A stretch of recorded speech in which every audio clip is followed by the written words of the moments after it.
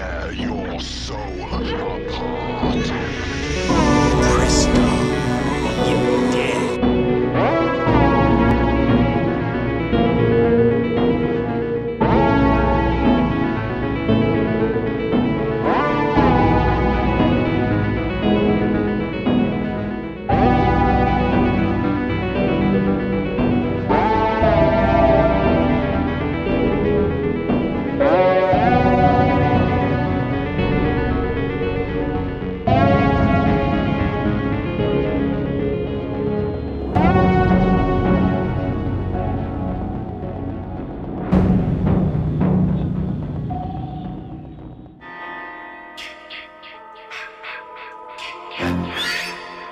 Continuons dans le monde merveilleux de notre ami Jason et de Crystal Lake. Alors, un an après, encore une fois, les producteurs, ils vont comme des bourrins.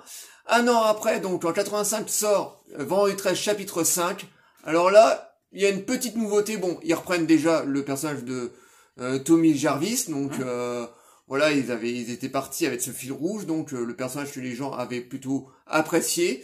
Donc, on a Tony Jarvis qui revient. Là, ça se passe quelques années après le quatrième. Donc, Tommy a à peu près 18 ans. Et la petite nouveauté qu'il peut avoir dans cet épisode de Vendredi 13, c'est que Crystal Lake, ça ne se passe pas à Crystal Lake. Justement, ça se passe dans un autre endroit. Bon, l'endroit qui ressemble méchamment à Crystal Lake. Voilà, sauf que là, il n'y a pas de lac. Et ça se passe pas dans un camp de vacances, mais dans un camp de repos, ou plutôt un camp pour psychiatrique, enfin de psychiatrie pour personnes malades. Et donc on a Tommy qui se retrouve dans ce camp, parce que après les événements qu'il a vécu dans sa jeunesse dans le quatrième, je comprends un petit peu que le mec il a vrillé. Donc il se retrouve dans ce camp de repos, et de nouveau il y a des meurtres qui se créent. Donc là de nouveau on a des jeunes qui se font dessouder par un personnage qui ressemble à Jason, parce que voilà, on va vous spoiler un petit peu, parce que dans cet épisode la petite nouveauté, c'est pas Jason qui apparaît. Enfin ça on le sait à la fin, donc gros spoil. Mais bon, comme on vous a dit déjà en début de la première vidéo, la saga a 40 ans, donc il y a un peu prescription. Et là, on a une première confrontation avec Tommy adulte et Jason. Donc c'était un épisode qui est encore de très bonne facture, voilà, qui est encore plaisant. Bon, c'est toujours la même chose, hein. On a toujours des meurtres en série, voilà, des jeunes qui se font dessouder pendant tout le long du film. Donc c'est un épisode qui est encore très très bon. Et toi, qu'est-ce que tu as à dire sur l'épisode 5 de Vendredi 13 ? Ben, pour moi, il faut revenir à l'épisode 4. Hein. L'épisode 4 était soi-disant le chapitre final. Donc, Jason était mort et enterré. Donc, il fallait bien faire repartir la saga. Donc, les producteurs ont eu une idée. C'est de continuer avec le personnage de Jason sans que ça soit Jason. Voilà. Donc, il y a une histoire, en fait, de famille... voilà, d'un père qui a perdu son fils. Enfin, spoil pas trop, quand même. Oui. Voilà, on s'est arrêté là. Et donc oui, ce film est de bonne facture. Il y a encore des mises à mort qui sont efficaces. C'est pareil, c'est à peu près dans cet épisode, on est beaucoup plus dans les punchlines. Il y a beaucoup plus d'humour par moment. C'est vrai qu'il y a des personnages comme ça qui sont en couleur qu'on a mis dans le film pour des touches comiques. Et puis il y a ce cliffhanger de fin, bien sûr, où tu t'aperçois que c'est pas lui. Donc non, grosso modo, cet épisode 5 est comme les autres. Il y a la même fabrique que depuis le début, hein, c'est toujours Sean Cunningham et Steve Miner qui produit, donc c'est dans la continuité, et c'est un très bon épisode numéro 4. Et puis je vais finir aussi en parlant d'une petite anecdote. Vous savez, quand Jason apparaît à chaque fois dans le film, on entend toujours le chi-chi. En fait, c'était une idée du compositeur Harry Manfredini, qui s'est dit, tiens, et si je reprenais pas la phrase du premier film, ce que dit la mère de Jason, kill ma, et en fait, en passant dans différents filtres de synthétiseurs, ça donne kill, ma, kill, ma. Et en fait, c'est la petite anecdote, c'est l'idée que le compositeur a eue pour faire apparaître Jason. Très bonne idée d'ailleurs. Hein, très bonne idée, voilà. Petite anecdote. Dès qu'on voit Jason apparaître, on pense tout de suite à ce petit filet comme ça de synthé. Voilà, donc très bonne anecdote de David, ouais. Donc très bonne idée du compositeur à l'époque pour que ça marque. Voilà, maintenant on a la marque de la saga Vendredi 13. Voilà, ce petit air de synthé qui accompagne en l'occurrence toujours la saga et surtout Jason. Donc c'était un épisode encore de très bonne facture. Voilà, je vous dis quand on est ado, bah dès qu'on on se tape un ou deux et trois premiers épisodes. En général, on se tape les autres épisodes. Et là encore une fois, on a un très très bon épisode, on a une très bonne mise à mort. Voilà, ils essaient toujours de se creuser le citron pour nous trouver des mises à mort dignes de ce nom. Et puis encore une fois là. On a un épisode très lambda, mais qui fait le taf. Voilà. Donc, et en plus, avec ce fil conducteur, avec Tommy, on continue sur l'histoire de Tommy. Voilà. Donc c'était un épisode quand même assez cool. Continuons. Un an après, donc après le succès de Vendredi chapitre 5. Alors à mon avis, à ce moment-là, l'audience devait commencer un petit peu à baisser parce que je me rappelle à l'époque le 5e était quand même assez critiqué par la presse et par les gens, donc là à ce moment-là la saga commençait à sentir quelques baisses en termes de spectateurs, mais c'était encore assez juteux pour qu'ils puissent continuer à faire des épisodes. Et donc un an après, donc en 86 sort Vendredi 13 chapitre 6 et c'était Jason le mort-vivant. Jason le mort-vivant, voilà. Et donc là, bon, ils reprennent encore une dernière fois le personnage de Tommy Jarvis, donc qui est joué par un autre acteur, encore une fois. Là, il a une trentaine d'années, donc ça se passe quelques années après. Jason est mort et enterré. Et Tommy a une idée un peu à la con, parce que là, dans cet épisode, ouais, franchement, des fois, on a des réactions des personnages qui sont un petit peu tirées par les cheveux. Là, on a Tommy qui décide de partir au cimetière de Crystal Lake pour aller déterrer le cadavre de Jason, qui est bien mort et enterré. Là, il est vraiment sous terre, dans sa tombe, etc. Et là, lui, il décide avec un pote d'aller déterrer donc le cercueil de Jason et de le tuer. Il est déjà mort, mais il a envie de le tuer une deuxième fois. On sait jamais si Pepper il a envie de se relever. Et donc, on voit qu'il le plante avec une méchante barre. Et bien entendu, au moment où il est en train de tuer une deuxième fois Jason, on a un orage qui leur tombe dessus, et le seul éclair qui tombe, malheureusement pour eux, l'éclair tombe frappe l'espèce de grande baramine où il s'est servi pour transpercer le corps de Jason. Et cet éclair réveille de nouveau notre bon vieux Jason qui était bien mort et qui se reposait méchamment. Et ça donne l'occasion au producteur de le faire revivre de ses cendres. Donc il y a Jason qui se réveille, qui commence à redessouder de nouveau tout le monde. Pour redynamiter un petit peu le camp Crystal Lake, comme ça se passe quelques années après, la ville qui habite à côté a décidé de rebaptiser le camp d'un autre nom. Parce que voilà, depuis 5 épisodes, Crystal Lake était devenu un camp maudit, donc plus personne voulait foutre les pieds. Et bon, pour faire revenir un peu les enfants, enfin pour que les parents puissent faire revenir leurs enfants dans le camp, il fallait bien lui changer de nom. Donc c'est vrai que c'est un épisode qui est sympathique, mais qui est un petit peu tiré par les cheveux au niveau du scénario, au niveau pour faire revenir Jason. Là, franchement, les réactions de Tommy, on comprend pas trop, mais bon, ça reste un épisode de bonne facture, encore une fois. C'est la première fois que Ken Under, alors Ken Under pour les plus jeunes, c'est un interprète de Jason, pour moi, qui est le meilleur interprète. Hein. D'ailleurs, c'est un grand mec de 2 mètres, culturiste, il est imposant, c'est un ancien cascadeur qui endosse pour la première fois Jason, et pour moi c'est le meilleur interprète parce qu'il a une gestuelle, il est hyper bourrin, parce que pour moi à partir du 6e c'est là où le Jason est le plus bourrin. Ouais, c'est ça, il traverse des murs. Ouais, là quand il dessoude les personnages, franchement c'est hyper violent, il les prend, il les explose quoi, c'est vraiment c'est hyper graphique à partir du c'est très très violent, très très graphique. Et ça, on le doit à Ken Under, parce que Ken Under, je vous dis, il mesure 2 mètres, il pèse 100 kilos, il est monstrueux, il a des bras comme ça. Et franchement, il joue vraiment très très bien, parce que par rapport aux interprétations de Jason dans les tout premiers et celui de Ken Wunder, il a une gestuelle, donc on le reconnaît tout de suite. Et franchement, ça apporte un côté beaucoup plus bourrin au personnage de Jason, qui était déjà bourrin dans les premiers, mais là franchement, on est vraiment dans des meurtres vraiment très graphiques, très très bourrines. Donc c'est un épisode qui est vraiment très très bon. Et toi, qu'est-ce que tu en as à dire donc de cet épisode?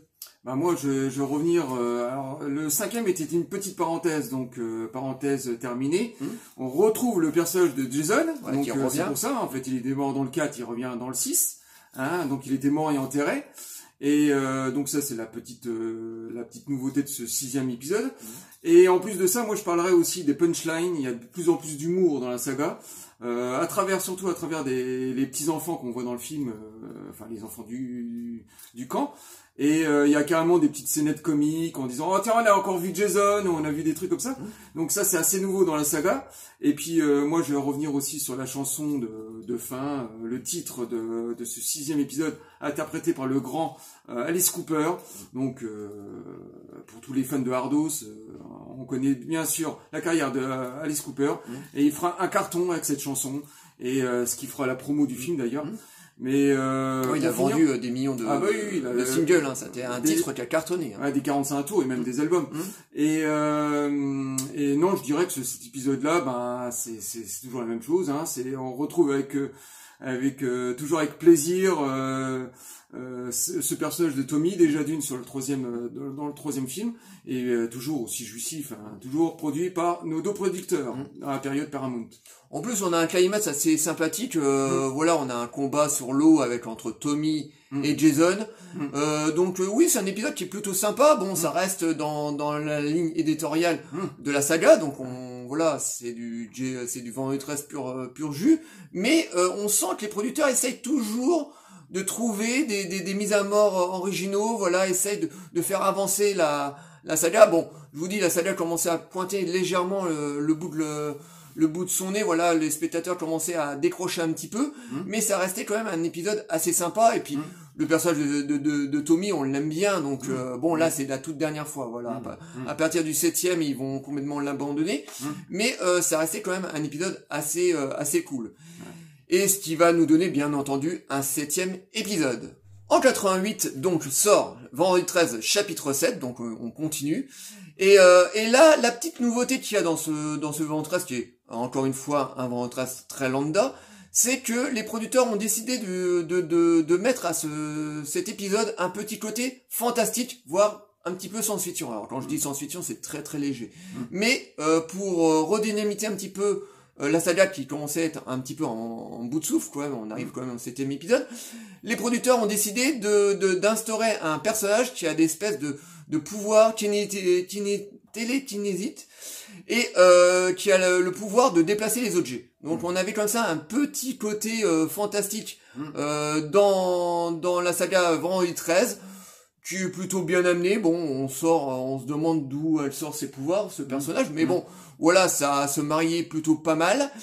On a Ken Wunder qui reprend de nouveau son personnage de Jason, donc encore une fois, on a un Jason très très bourrin même. Avec David, on trouve que c'est un des Jason les plus bourrins, voilà, on a des mises à mort là-dedans, mais c'est bourrin de chez bourrin, voilà, donc c'est, d'un côté c'est normal, c'est Ken Wunder qui reprend le personnage de Jason, donc c'est vraiment l'ADN qu'il a apporté au personnage, et donc là, Jason, comme ça, donc combat dans ce personnage qui a ses pouvoirs un petit peu comme un super-héros, donc ça apporte un petit côté nouveau, à la saga, donc de nouveau ça se passe de nouveau à Crystal Lake, de nouveau on a alors là pour une fois c'est des éducateurs qui arrivent avant l'arrivée des enfants, donc ils sont tout seuls, c'est une semaine avant que les enfants arrivent au camp pour passer leurs petites vacances, et là en fait on va pas avoir des enfants, mais bon on a tous les moniteurs qui vont se faire désinguer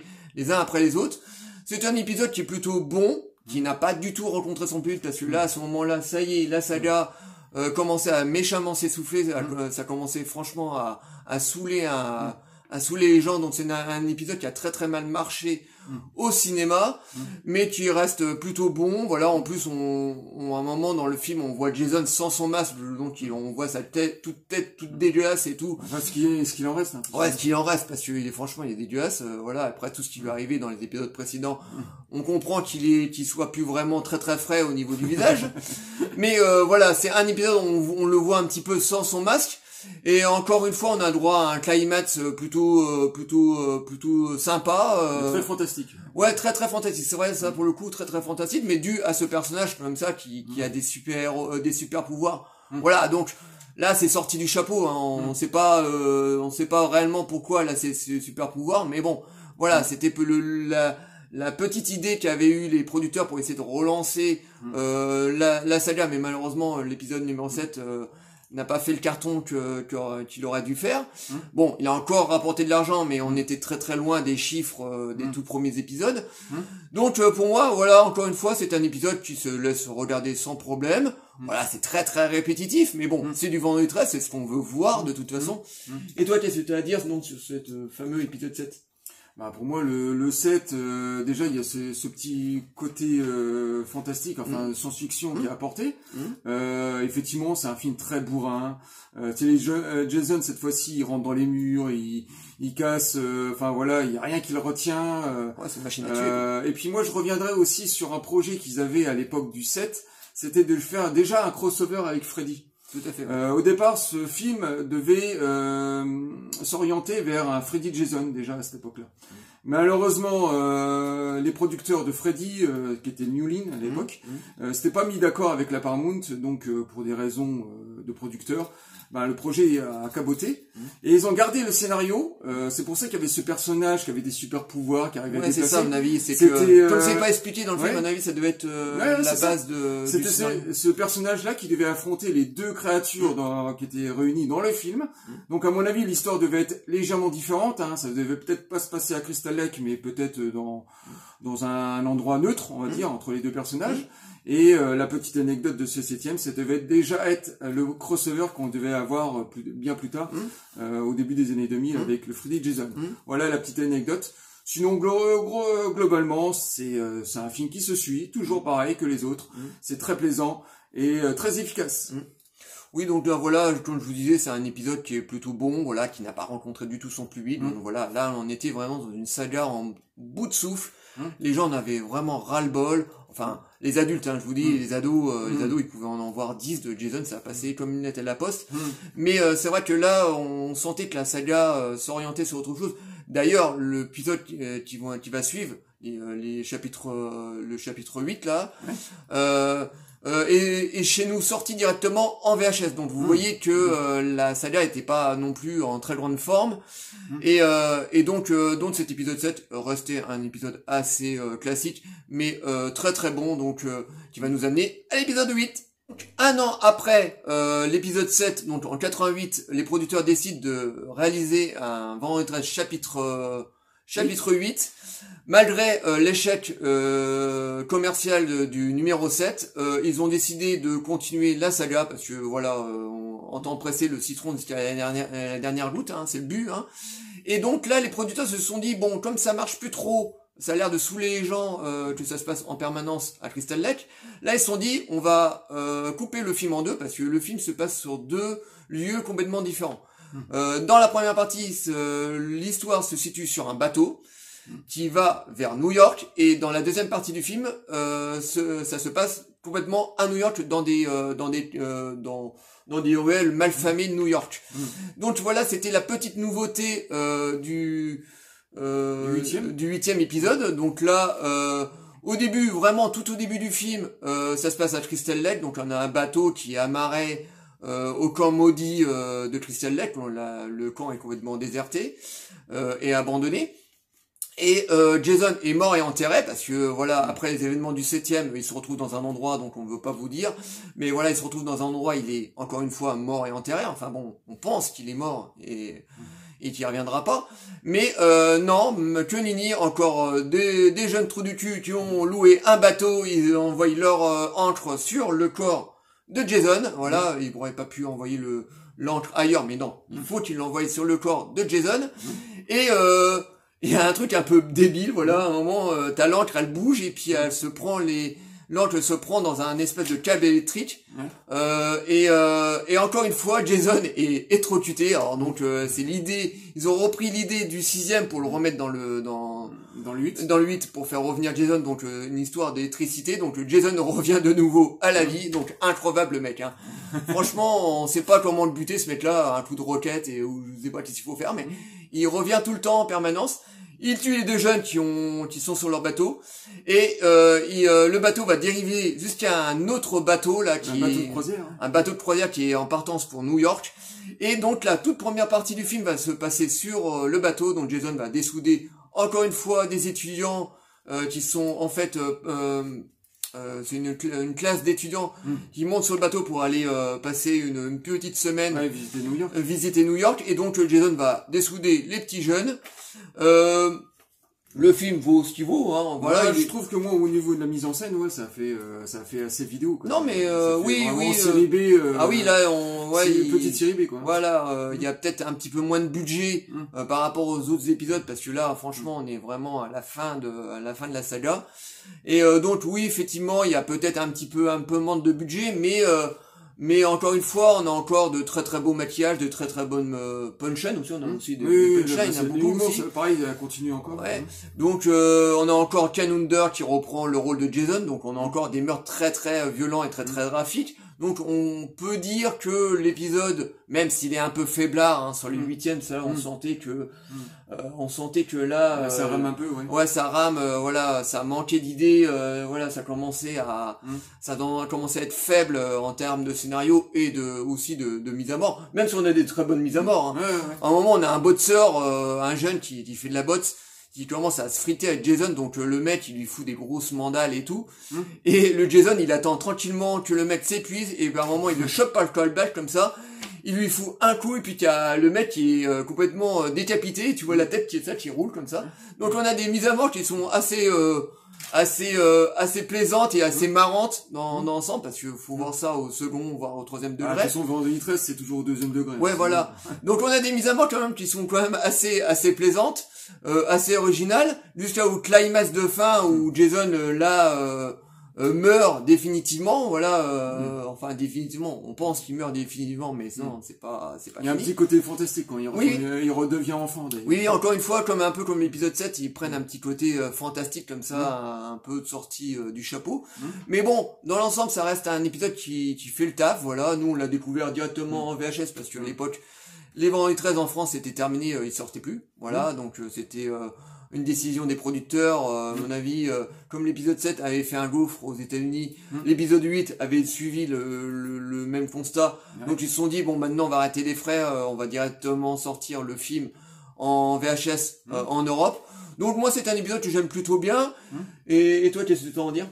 Bah, pour ce 8e film, ce qui est le plus original, hein, en dehors des meurtres qui sont toujours pareils, la structure qui est toujours la même, c'est les décors, c'est ça. Dans la première partie, on est dans le pré-générique, on va dire, on est à Crystal Lake, très très très peu. Ensuite, ça se passe sur le bateau de croisière avec cette classe, donc voilà, avec un prof un peu rotor, un petit peu rotor, on va dire.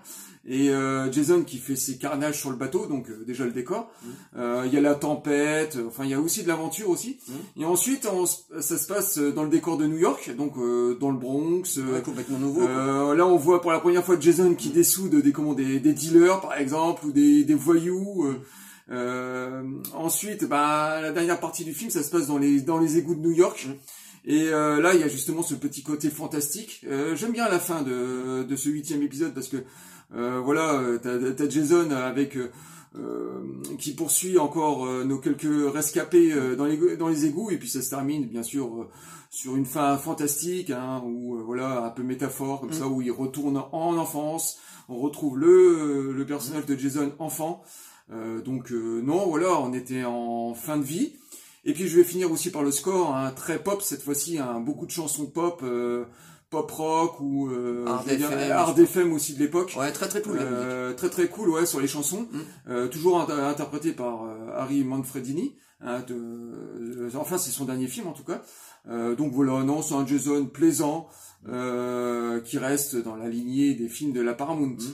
Oui, c'était un film qui est en bout de souffle, voilà, c'est une saga qui est fatiguée, qui n'a plus grand chose à raconter. Bon, on aime toujours notre copain Jason, mais voilà, là on sent que les producteurs, par rapport à la fin du film, on sent que là ils veulent mettre un point final à la saga, parce que ils savent que voilà, ça servirait pas à grand chose de faire 12 épisodes, parce que là ça y est, il y a plus grand chose à raconter, on est quand même au 8e épisode, donc pour une saga d'horreur, c'est énorme, mais bon, on connaît comment sont nos copains américains, voilà, on fait des suites à répétition jusqu'à qu'il n'y a plus de jus, donc ça reste un épisode qui est plaisant, voilà, qui est pas mémorable, on n'est pas non plus à une force des 3 premiers par exemple, qui était vraiment très très bon, mais là on est vraiment dans un épisode charnière où on essaye de donner encore des mises à mort relativement originaux, sympathiques, en plus on met un petit peu d'humour pour essayer d'alléger un peu tout ça, mais bon voilà, c'est un épisode assez plaisant, et c'était le dernier épisode de la Paramount, voilà, la Paramount a décidé de se défaire de la saga, et dans les épisodes les prochaines aventures de Jason, la saga a été rachetée par New Line Cinema, donc qui a été racheté par le producteur de Freddy, donc qui va amener des années après un crossover, parce que là New Line va avoir les droits de la saga, donc vont pouvoir faire ce qu'ils veulent, et donc ça va donner des épisodes plus ou moins bons.